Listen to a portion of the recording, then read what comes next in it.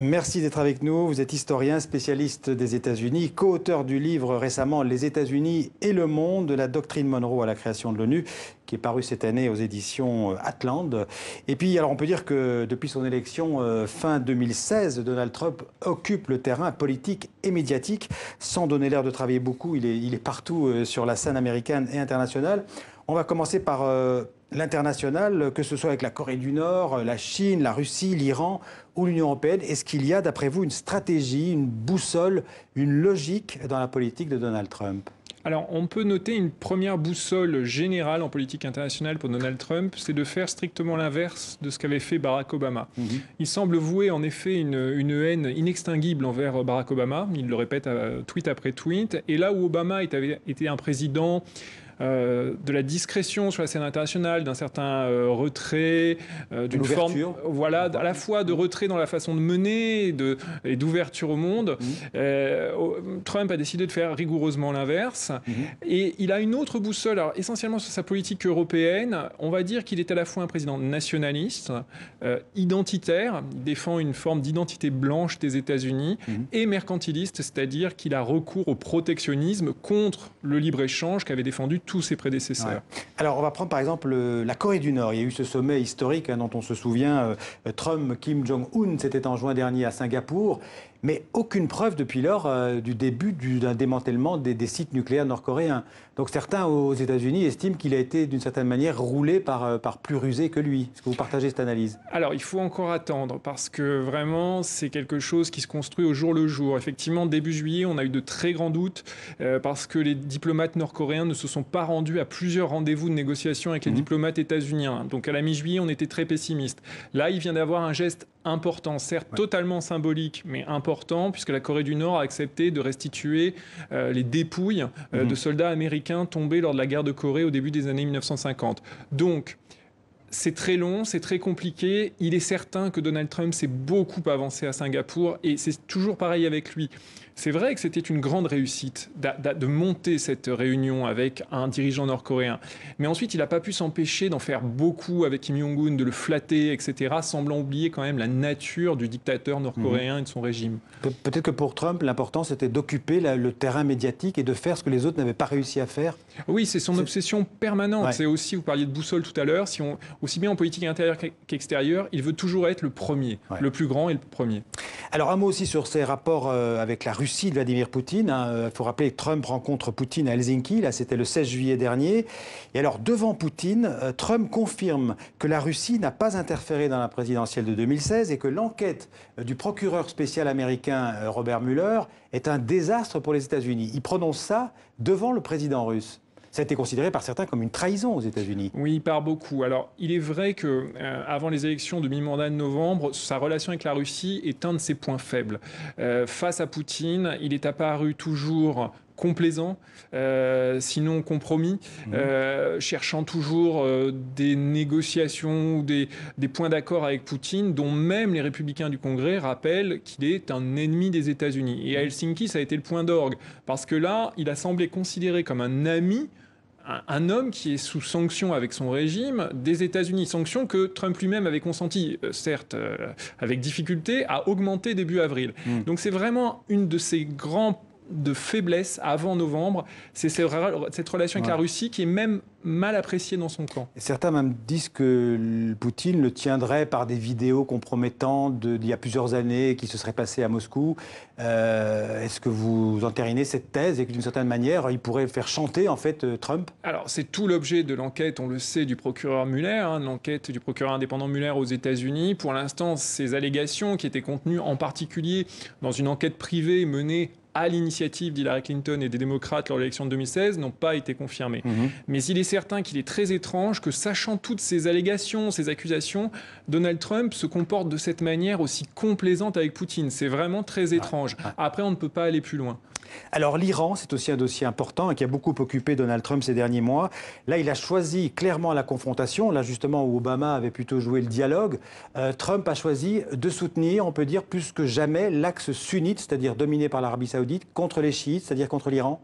Ah oui, absolument. Alors c'est vraiment un axe fort de sa présidence, même si il faut bien noter que sur le Moyen-Orient, Trump l'avoue lui-même, il a des idées très vagues, il ne connaît pas très bien. Il s'en remet beaucoup, par exemple, à son gendre, Jared Kushner, et Kushner et lui ont choisi en fait 3 alliés, l'Arabie Saoudite, les Émirats et Israël, avec cette particularité d'ailleurs de voir aujourd'hui l'Arabie Saoudite et Israël à peu près sur les mêmes positions, hein, alignées avec les États-Unis de Trump, et avec un grand ennemi désigné, l'Iran. L'Iran dont Donald Trump fait vraiment l'ennemi principal des États-Unis aujourd'hui. Oui, même au risque de fragiliser le président iranien, le modéré Rouhani.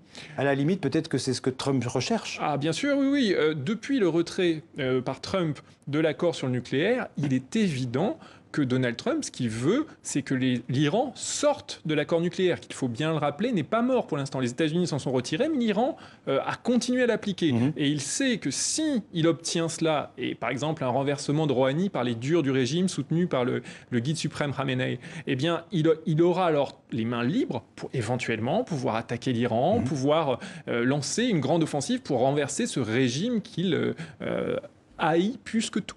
Alors, un continent qui nous concerne au premier chef, c'est l'Europe. Quelle est la vision trumpienne, j'allais dire, de l'Europe? C'est un nain politique et un concurrent économique, on pourrait résumer ça comme ça?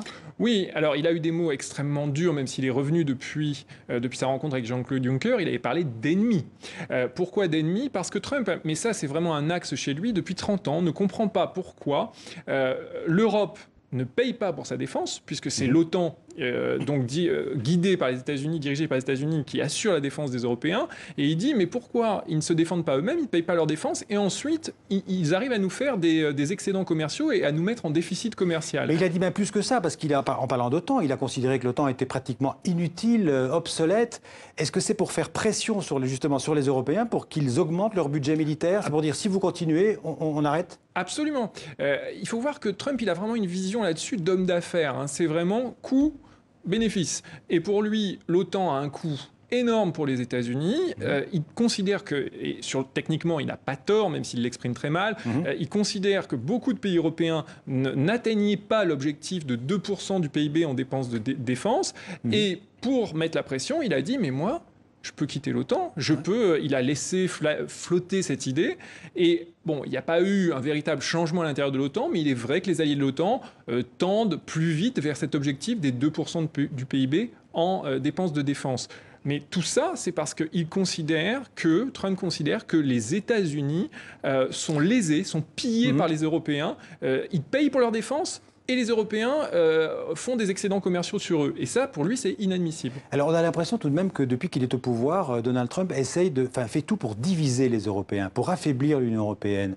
Est-ce que c'est aussi une stratégie qui peut rejoindre celle de certains nationalistes qui sont au sein de l'Europe? Je pense à Viktor Orban, par exemple, en Hongrie. Absolument, mais d'ailleurs, ça a fait l'actualité ce week-end. Son ancien conseiller Steve Bannon, alors qui est en disgrâce, mais avec lequel il est toujours en contact, est arrivé en Europe pour fédérer justement tous ces partis nationalistes anti-Union européenne, pour une simple raison. Trump déteste aussi l'Union européenne parce que c'est une espèce de super-État avec énormément de régulations, avec énormément de règles contraignantes. Et lui, il est contre ces super-États avec beaucoup de règles. Au contraire, lui, c'est la dérégulation. Et on voit une de ses cibles, c'est souvent Angela Merkel, la chancelière, qui a vraiment, par exemple, dernièrement, il a attaqué l'Allemagne d'une manière inouïe. Il a accusé l'Allemagne d'être totalement contrôlée par la Russie. Oui, parce qu'il y a un double problème pour Trump avec l'Allemagne. D'une part, il y a un contact qui n'est pas du tout passé avec Angela Merkel, contrairement par exemple au président Macron. Angela Merkel n'a pas du tout cherché à faire ami-ami avec séduire, Trump. Donc là, il y a vraiment un lien personnel qui ne passe pas. Et puis surtout, l'Allemagne, c'est le pays qui, en Europe, justement, dégage les plus grands excédents commerciaux vis-à-vis des États-Unis. Donc, dans la vision du monde de Trump, l'Allemagne, c'est le pays qui pille le plus les États-Unis C'est à leurs frais, en quelque sorte. Alors parlons un peu de la situation à l'intérieur. Est-ce que globalement, aujourd'hui, les Américains sont derrière Donald Trump? Est-ce qu'ils le soutiennent? Il serait réélu, par exemple, aujourd'hui? Alors évidemment, c'est très difficile de le dire et je ne vais pas m'aventurer, c'est un jeu dangereux. Mais ce qu'on voit, on peut résumer.